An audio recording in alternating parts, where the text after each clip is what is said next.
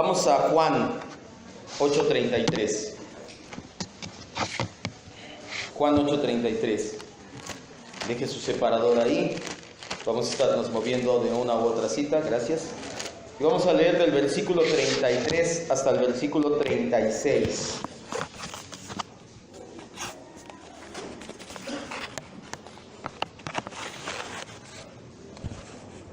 Juan 8:33 al 36.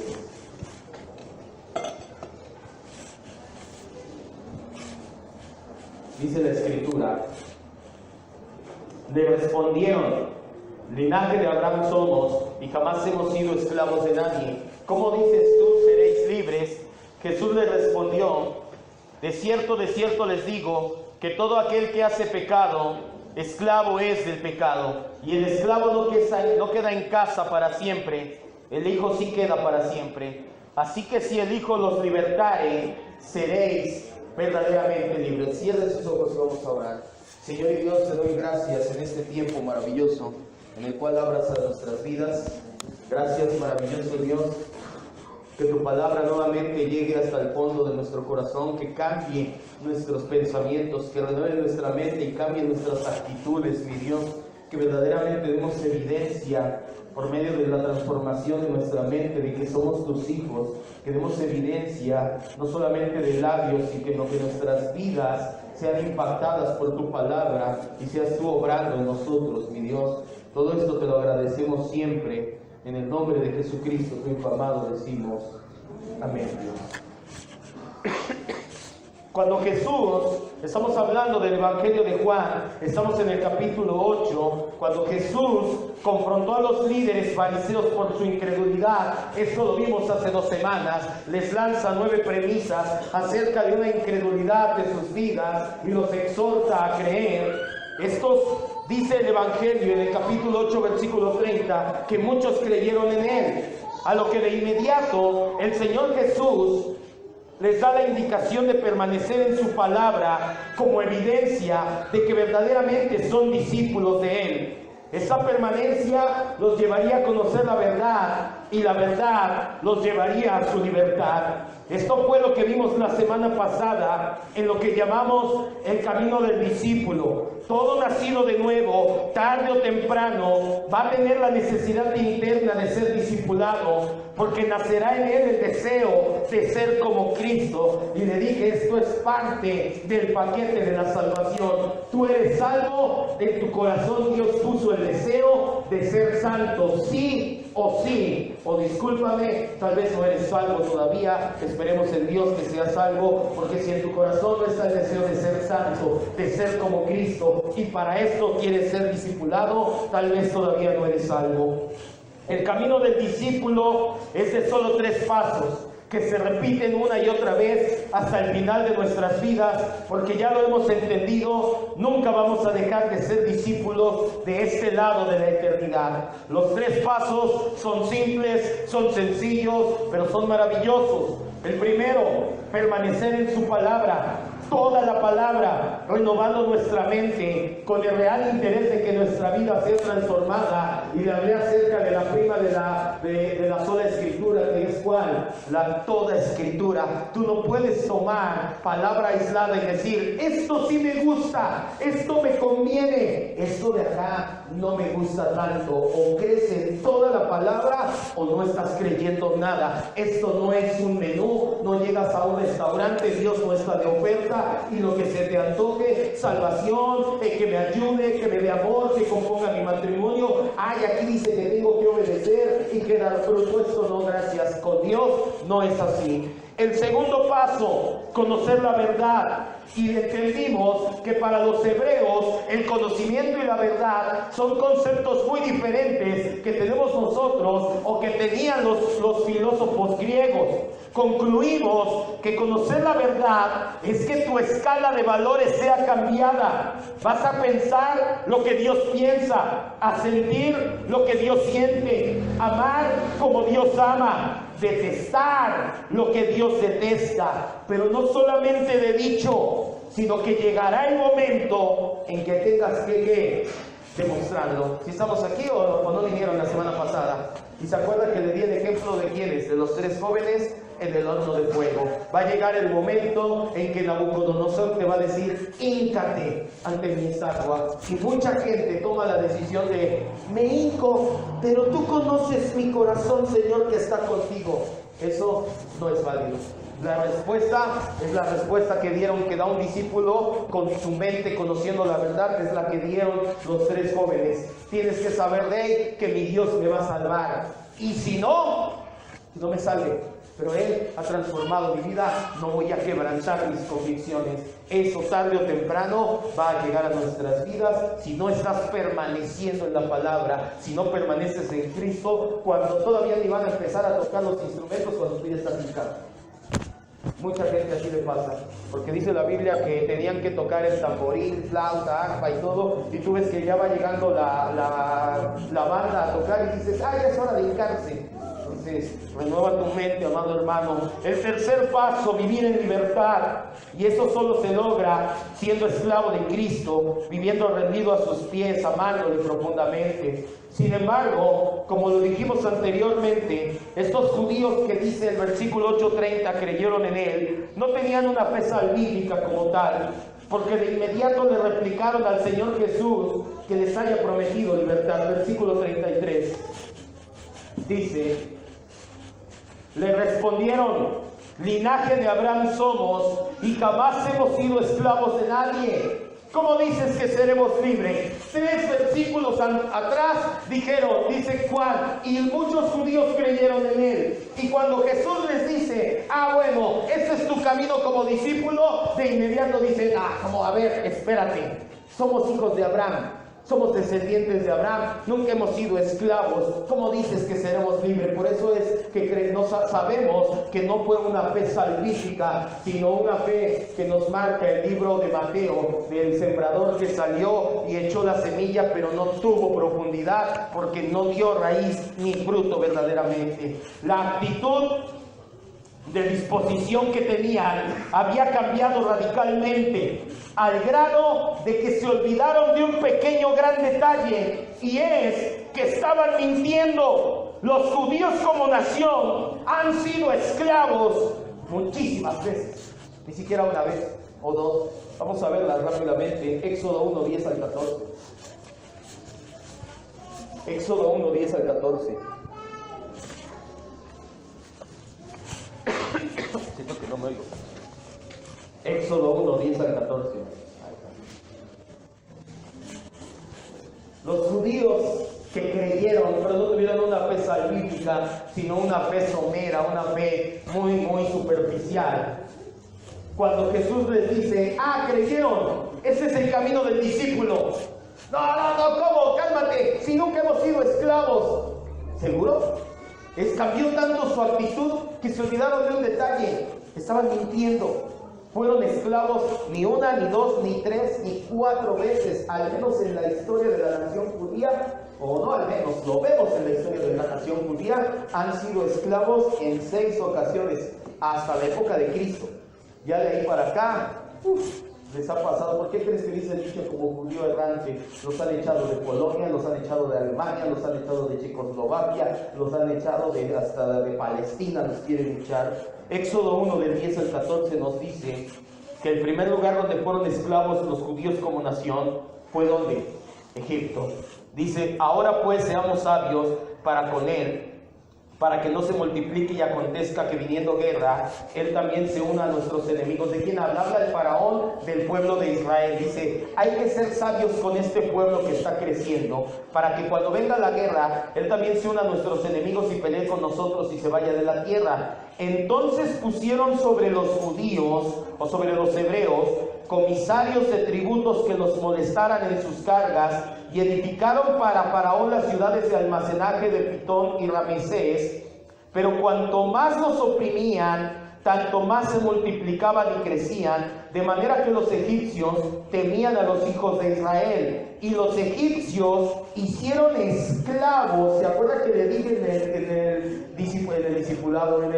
en la serie de esclavos de Cristo, que por la connotación negativa que tenía la palabra esclavos, la traducción que hicieron en Reina Valera, muchas veces en lugar de poner esclavo ponían siervo? Por eso es que cuando Pablo escribía sus cartas, decía Pablo duolos de Jesucristo, Pablo esclavo de Cristo. Nosotros no somos siervos de Cristo, nosotros somos esclavos de Cristo. ¿Cuántos dicen amén? Entonces, aquí la traducción es lo mismo.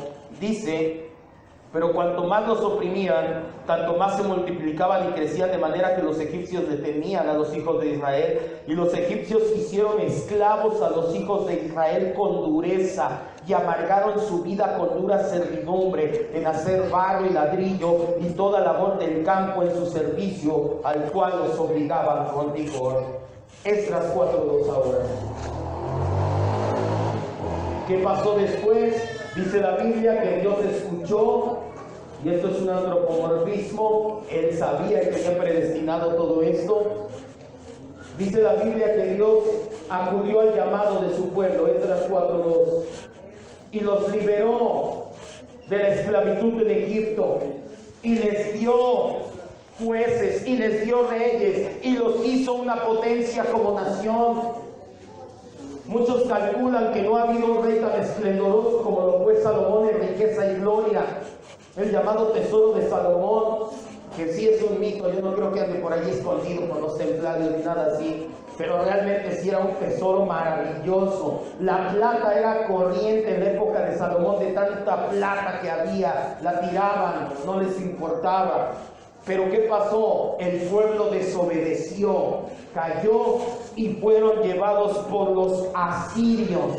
Después de ser libres más de 1000 años, los asirios los conquistaron. Esdras 4:2 dice: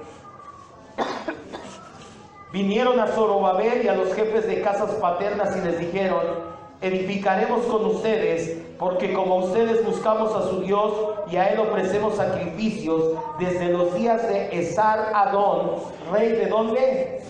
Que nos hizo venir aquí. Los asirios conquistaron. Israel se dividió en dos reinos, el reino del norte y el reino del sur. El reino del norte Israel, el reino del sur Judá. El reino del norte fue conquistado por los asirios. El reino del sur Judá, 70 años después, cayó por los babilonios. Primera de Crónicas 9:1. Y estamos viendo miles de años de historia bíblica y la historia del pueblo de Israel en 2 minutos.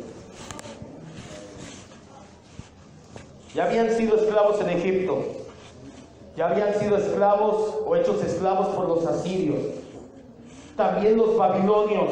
Primera de Crónicas 9:1.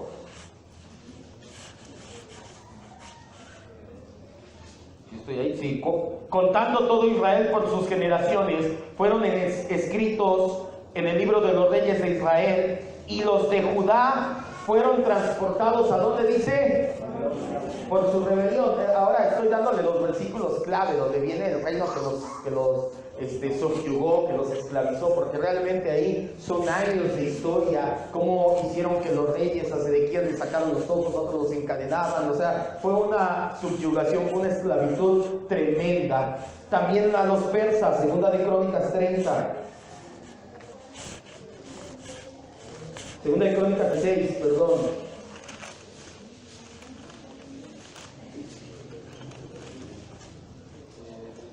...20 al 23.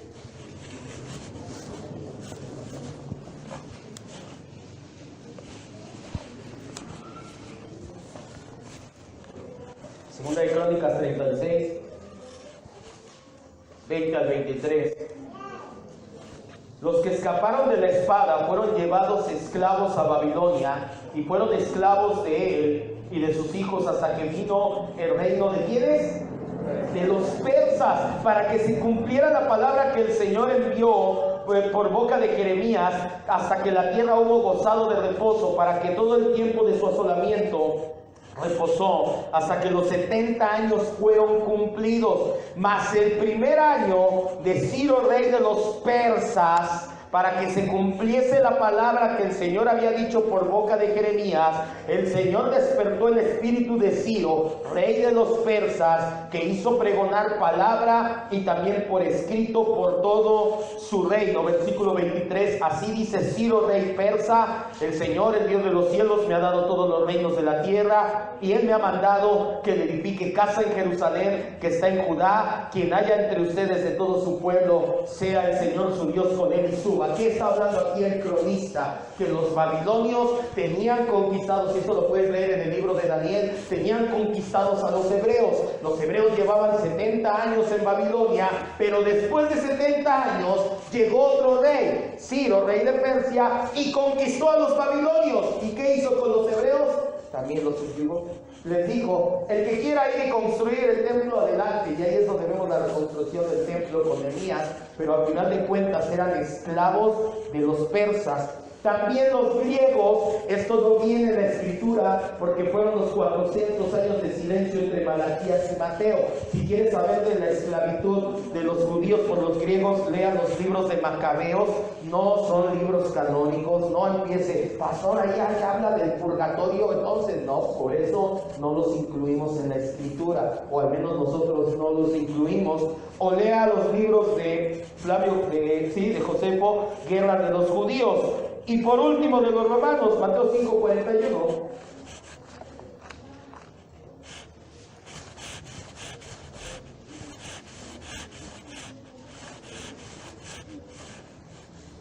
Mateo 5:41.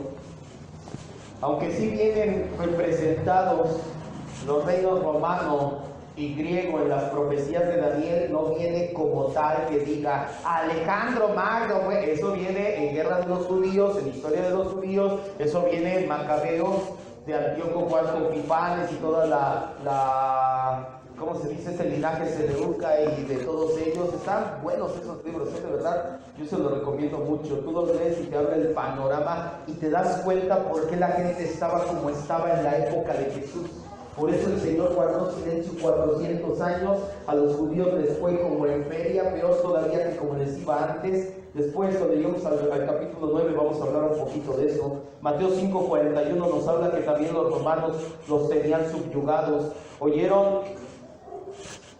5:41 dice: y a cualquiera que te obligue a llevar carga por 1 milla, ve con él 2 millas. ¿De qué habla Jesús? De una antigua ley romana en la cual un soldado, un ciudadano romano, podía ver a cualquier persona que no fuera ciudadana romana y le decía: aquí está mi equipaje, tú tienes la obligación legal, porque mi imperio controla a todas las naciones, de llevar mi equipaje sin que yo te dé un peso, 1 milla.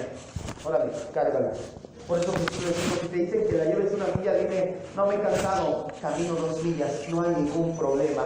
Estos judíos habían olvidado en su desesperación que habían sido esclavos en Egipto, en Asiria, en Babilonia, en Persia, por los griegos y por los romanos. Llenos de orgullo y vanagloria, se habían olvidado de dónde Dios los sacó una y otra vez, porque cada vez que caían en esclavitud, Dios metía su mano, los sacaba y rescataba el remanente de esos judíos una y otra vez. Algo muy parecido nos pasa a los discípulos. Muchas veces olvidamos de dónde Dios nos ha sacado. Y escuche bien, hace tiempo entendimos que tu testimonio de conversión no es el evangelio.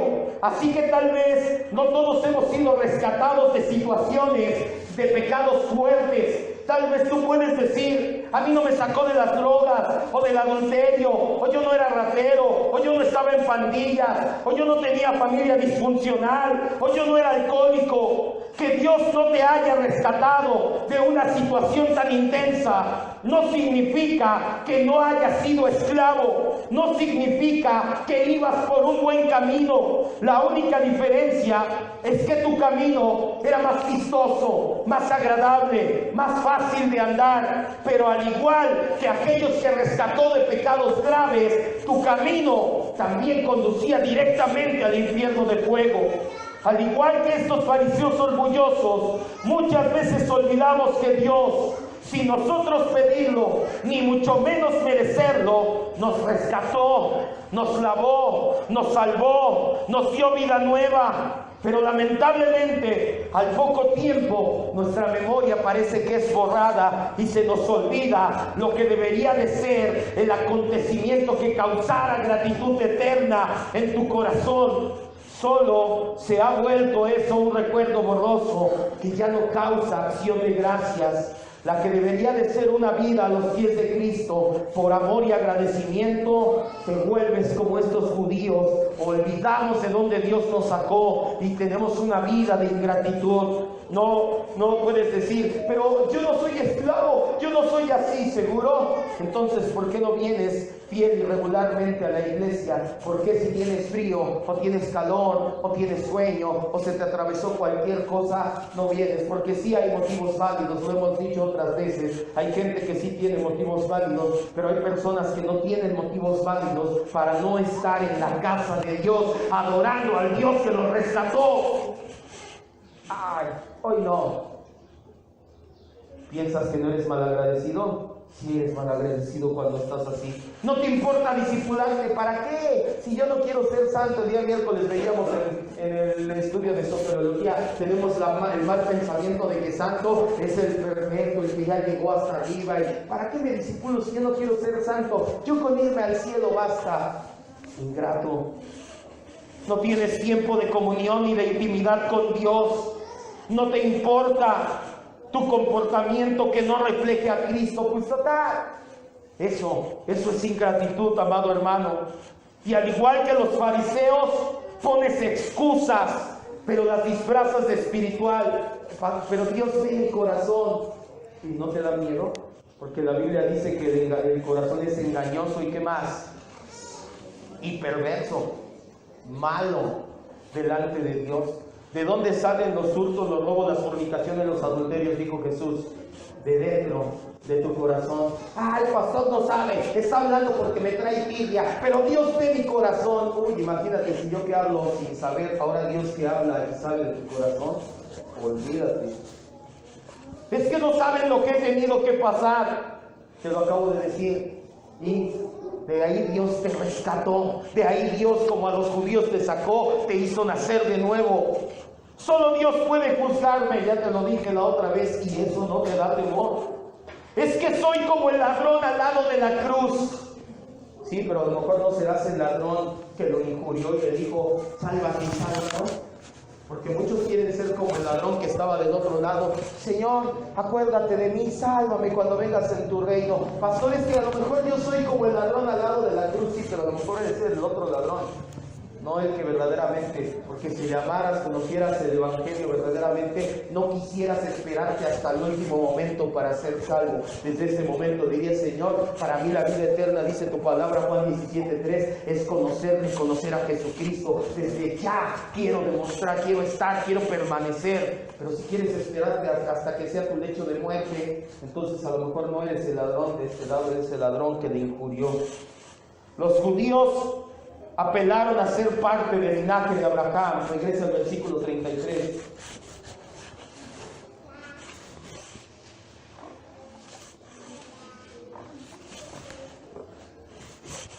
Versículo 33 dice: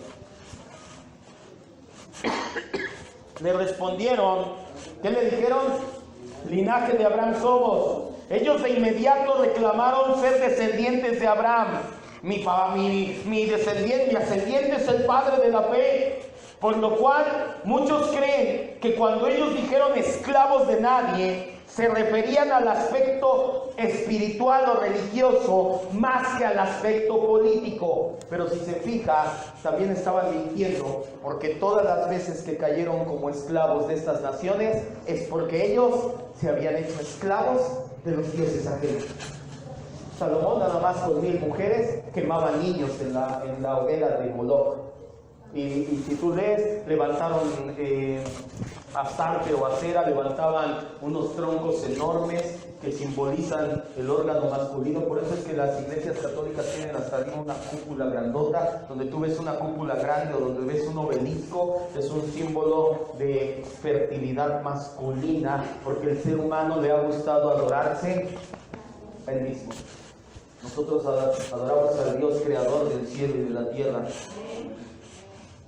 Al considerarse descendientes de Abraham, creían que tenían una posición privilegiada, se sentían una raza superior a los demás, se sentían escogidos entre los pueblos, apelaban sin duda a pasajes de la Escritura como Éxodo 19:6, vaya Éxodo 19:6, y en tu casa lee Deuteronomio 7:6 y Deuteronomio 10:15.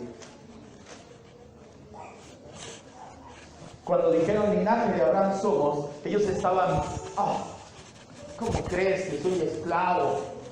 Si a poco no sabes que de donde nosotros descendemos, Dios le dijo amigo, es el padre de la fe. Éxodo 19:6 dice: ustedes me serán un reino de sacerdotes y gente santa. Estas son las palabras que dirás a todos tus descendientes, a todos los hijos de Israel. Deuteronomio 7:6, 10, 15 habla prácticamente lo mismo, donde el Señor les dice: ustedes son un pueblo santo, escogido, pero no porque son ustedes mejor que los demás, porque yo los he elegido a ustedes. Como lo acabamos de mencionar, estos solamente eran excusas para no recibir de frente la enseñanza y la exhortación de Jesucristo, pues estos privilegios de nada sirven si su fe no está en Cristo como Señor y Salvador. Romanos 9, 7 y 8. Yo iba a entender algo si usted es dispensacionalista.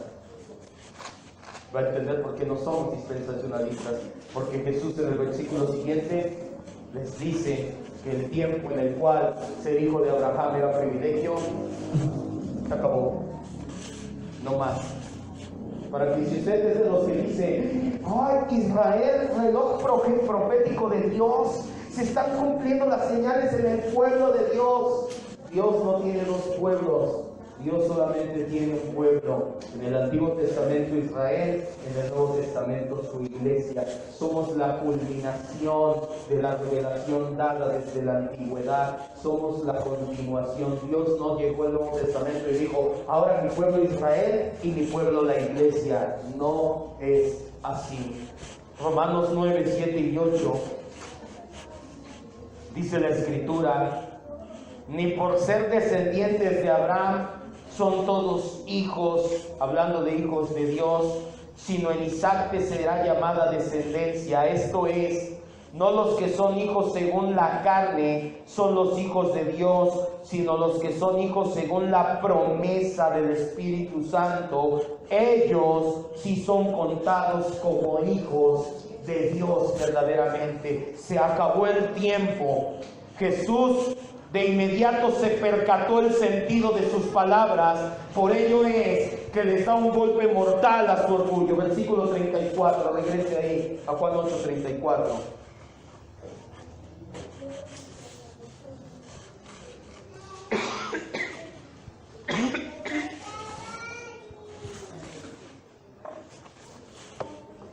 Dice el versículo 34.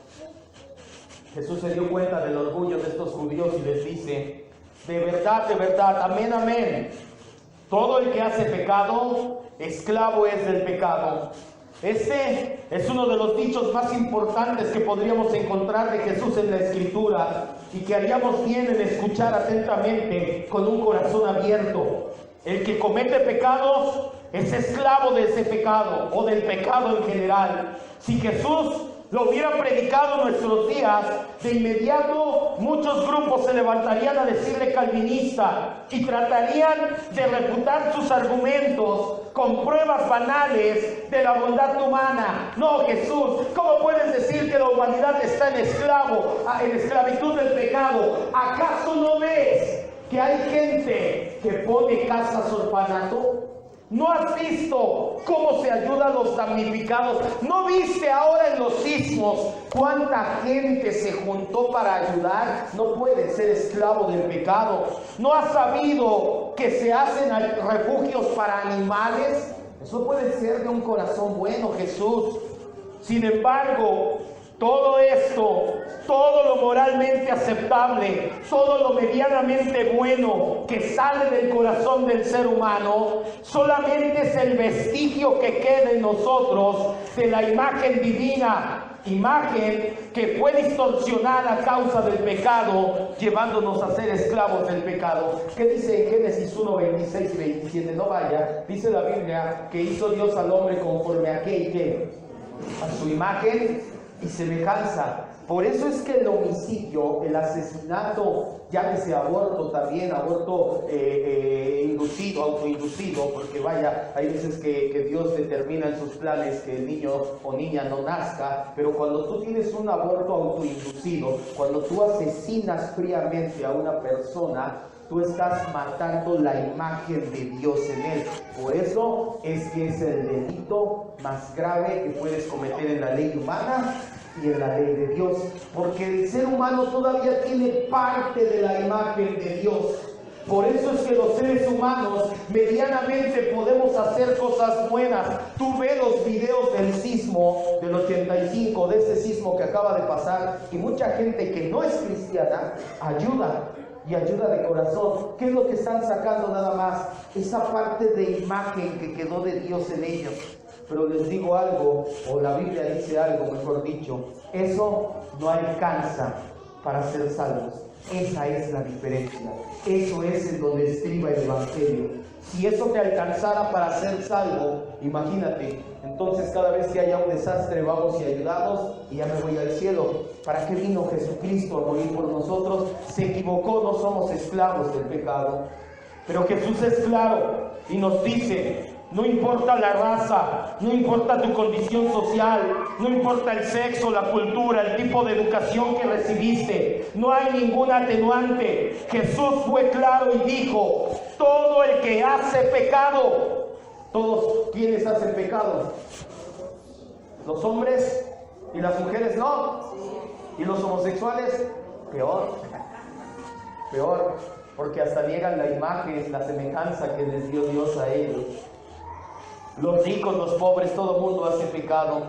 De un golpe, Jesús derribó los débiles argumentos de los judíos de creer que por ser descendientes físicos de Abraham eran mejores. Jesús les estaba diciendo: ustedes se creen mejores, no lo son, son esclavos del pecado. Nadie por sí mismo, nadie por sus propios medios es suficientemente bueno para agradar a Dios. Juan es consistente con la enseñanza que recibió de Jesús y lo dejó claro en 1 de Juan 1:8. Vaya conmigo a 1 de Juan 1:8. Entonces ya no hacemos obras buenas, no ayudamos en el sismo, sí, pero lo haces porque reflejas a Cristo, no porque así te ganas tu salvación. 1 de Juan 1:8. Le repito, perdón, antes de continuar, no significa que estas personas son todo lo malas, el que ayuda en un sismo, el que pone un orfanato, porque luego, no se crean, me ha tocado darme cuenta que la gente escucha lo que quiere escuchar. Ya luego, cuando acaba la predicación, se acercan personas y me dicen: pero es que usted dijo. Y, no, yo no dije eso. Yo dije esto, pero toman la palabra que le conviene, la tuercen y la acomodan en el corazón y órale. Yo no estoy diciendo que las personas que ayudan socialmente, moralmente, son lo más malas del mundo. Le estoy diciendo que lo hacen porque todavía tienen imagen de Dios en su vida y la reflejan medianamente. Y le estoy diciendo que eso no alcanza para ser salvos. No que son las peores personas que usted se puede encontrar. 1 de Juan 1:8.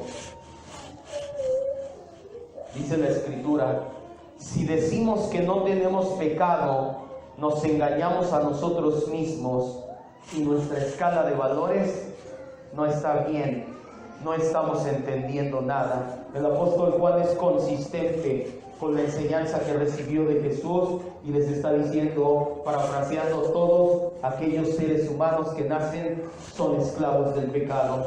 Esta afirmación de Jesús de que todos son los que hacen pecado, son esclavos del pecado, tiene dos grandes implicaciones. La primera es que si tú eres esclavo del pecado, estás condenado a muerte. Romanos 6:16.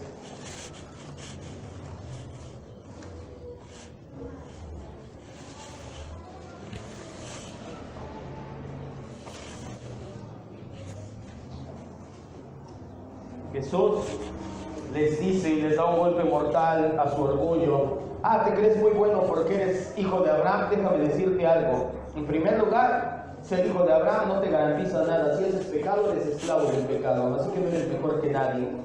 Pero esta afirmación de Jesús tiene dos implicaciones. La primera, si tú eres esclavo del pecado, estás condenado a muerte. Romanos 6:16 dice la Escritura: ¿no saben que si se someten a alguien como esclavos para